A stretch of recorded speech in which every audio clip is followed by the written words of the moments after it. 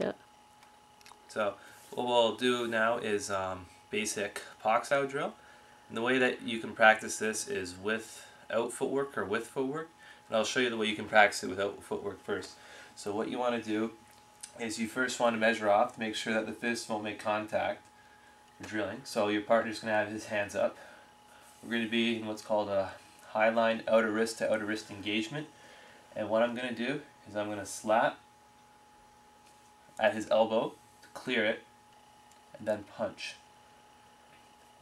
This is done without footwork, so I'm going to slap straight into his body. I don't want to slap downwards, I want to go straight in like this, then punch. This is done at the same time.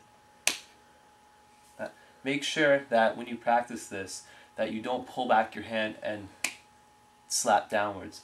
You want to think economy of motion, going right from point A to point B, so where my rear hand is, straight forward, and punch. So from the other side. So from the other side, from here, slap in the elbow, and punch. And remember again, this is done quickly, so it's like that. So when you do this, make sure that you punch and you retract it quickly. You don't want to leave your arm extended. And with this version, when we're not doing it with the footwork, you just want to slap it and punch quickly. So that's without the footwork. So now with the footwork, this way it's done a little differently, is that you still start from this position, but what I'm doing is that if you look at my feet, let's point your toes in a little bit more, is I'm going to push shuffle in and I'm going to check his leg. This acts as a sensor. So if he was to kick at me, say kick straight up, my leg's there to at least check it, so my groin's protected. That's why it's very important that you have your foot turned in when you're practicing. So I'm going to push shuffle in. I want shin to shin contact, or foot to foot, or at the very least toe to toe, but preferably shin to shin. That's to check the leg.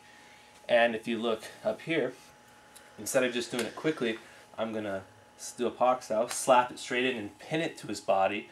It becomes a gum sao, which means pressing hand, so I want it pinned into his body, and then I'm going to punch. And what my partner's going to do this time is that when I punch, he's going to work his rear parry. So just without the footwork to show you, so have your rear hand up, you're going to practice parry. So when I slap it in and punch, he's going to work his rear parry, and then we'll come back. So I'll do it. Okay, don't worry about doing the parry this time. So all together, what it's going to be like is I'm going to slap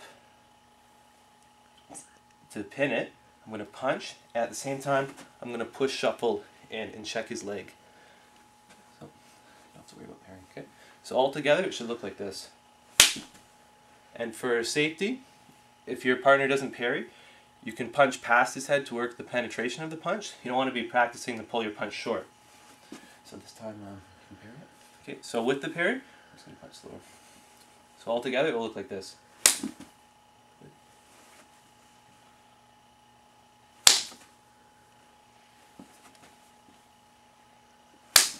Okay, and one more time from the other side. So again from here, push shuffle in, slap in and pin, and punch.